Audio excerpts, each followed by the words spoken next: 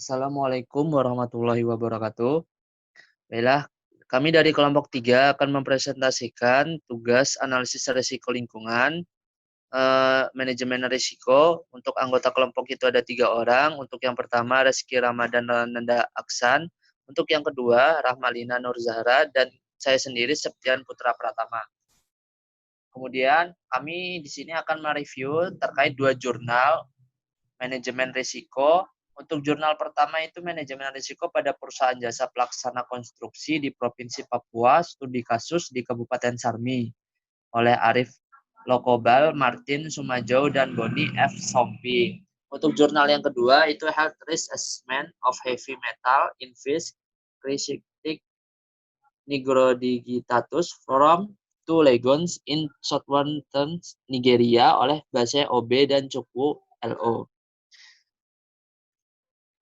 Untuk latar belakang jurnal pertama, perusahaan jasa konstruksi yang ada di Provinsi Papua saat ini sangat banyak, sehingga persaingan dalam penyediaan jasa konstruksi menjadi cukup ketat. Meskipun perusahaan jasa konstruksi banyak dibutuhkan, tetapi pada pelaksanaannya, industri jasa konstruksi memiliki banyak kendala, seperti risiko yang berat yang dialami oleh perusahaan jasa konstruksi. Sehingga perlu dilakukan analisis secara mendetail untuk menilai setiap risiko yang dihadapi perusahaan jasa konstruksi di Provinsi Papua, terutama Kabupaten Sarmi. Untuk lokasi studi kasus ini dilakukan di Provinsi Papua, terutama Kabupaten Sarmi, dengan waktu penelitiannya dari bulan Februari 2013 sampai bulan Desember 2013. Untuk selanjutnya terkait metode akan dijelaskan oleh rekan saya. Selanjutnya yaitu metode manajemen risiko. Metode manajemen risiko yang dilakukan yaitu 1. Identifikasi faktor risiko. Pendekatan yang diambil untuk mengidentifikasi faktor risiko dan yang menjadi variabel adalah dengan mengadakan studi literatur terhadap peneliti-peneliti sebelumnya. Faktor-faktor risiko dikelompokkan sebagai berikut.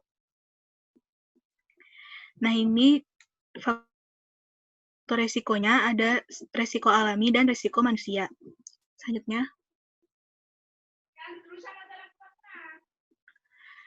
Setelah mengetahui faktor resikonya, tahap selanjutnya yaitu analisis resiko dengan menggunakan skala pengukuran AS atau NZS 4360 tahun 2004 untuk mendapatkan klasifikasi tingkat resiko berdasarkan kemungkinan terjadinya kejadian. Next. Kemudian, ada aspek resiko berdasarkan konsekuensi. Ini sama aja kayak yang sebelumnya, yang berbeda hanya variabelnya. Selanjutnya ada tahap penanganan. Dari hasil analisis dan evaluasi resiko, dibuatlah strategi penanganan yang tepat untuk setiap aspek resiko, baik aspek resiko berdasarkan kemungkinan terjadinya kejadian, maupun aspek resiko berdasarkan konsekuensi. Misalnya untuk penanganan aspek material dan peralatan adalah dengan meminimalkan akibat, misalnya dari kerusakan material dan peralatan, lalu membiayai kerugian. Kemudian, penanganan aspek lokasi, sumber daya manusia, dan mutu adalah dengan pemilihan sumber daya manusia yang berkompeten, serta menetapkan mutu yang sesuai dengan peraturan dan mutu tersebut dijaga kualitasnya. Selanjutnya. Penelitian ini memiliki kelebihan dan kekurangan. Kelebihan dan kekurangan ini dilihat dari metode yang digunakan. Dalam penelitian ini menggunakan metode deskriptif, di mana kelebihannya yang pertama yaitu lebih sering digunakan dalam bidang penyelidikan karena metode ini bersifat sangat logis dalam menyebarluaskan informasinya. Yang kedua, hasil penelitian ini dapat melalui percobaan di laboratorium bisa menggunakan metode ini untuk mengecek dan membuktikan tingkat reliabilitasnya. Yang kemudian ada kekurangannya juga, yaitu kesalahan yang sering muncul dari metode ini yaitu kesalahan dalam menggunakannya, di mana metode ini sendiri cenderung menghindari penggunaan statistik, dikarenakan metode ini menggunakan analisis dan pemikiran secara logis, maka daripada itu seringkali tidak menggunakan metode statistik.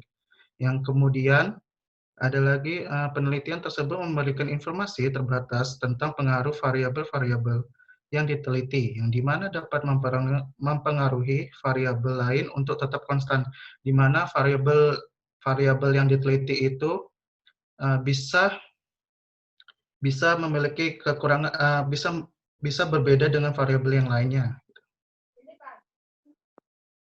Oke, selanjutnya itu untuk jurnal yang kedua.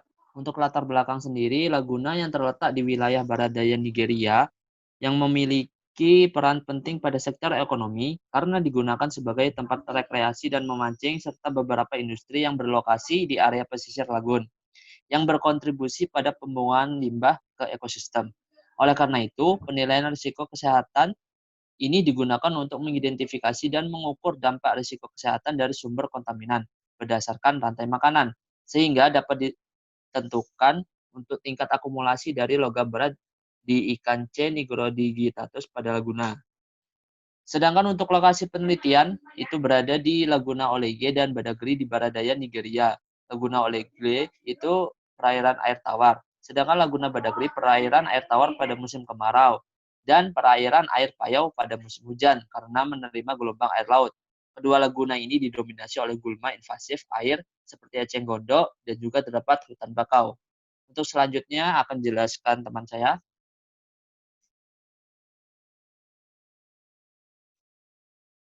Selanjutnya, metode manajemen risiko yang dilakukan meliputi identifikasi bahaya, penilaian dosis, penilaian paparan, dan karakterisasi risiko dengan tahapan seperti berikut. Ini tahapannya sama kayak yang ngitung tugas yang kemarin. Yang pertama yaitu menghitung intake terlebih dahulu. Rumusnya seperti ini. Lalu ada keterangan juga EF yaitu apa, ED itu apa. Selanjutnya menghitung target hazard quotient atau THQ. THQ adalah perkiraan tingkat resiko non-karsinogenik manusia dari mengkonsumsi ikan yang terkontaminasi logam berat. Untuk menghitung THQ, rumusnya adalah seperti berikut. Selanjutnya ada hazard index atau HI. Hazard index adalah jumlah dari THQ. Perhitungan terakhir yaitu target cancer risk atau TR. TR dihitung untuk mengestimasi resiko karsinogenik.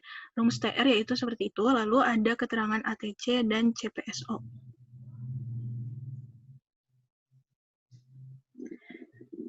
Selanjutnya, pada penelitian ini, konsentrasi logam berat dalam C. nigrodigitatus umumnya di bawah baku mutu yang dianjurkan oleh WHO atau FMENV.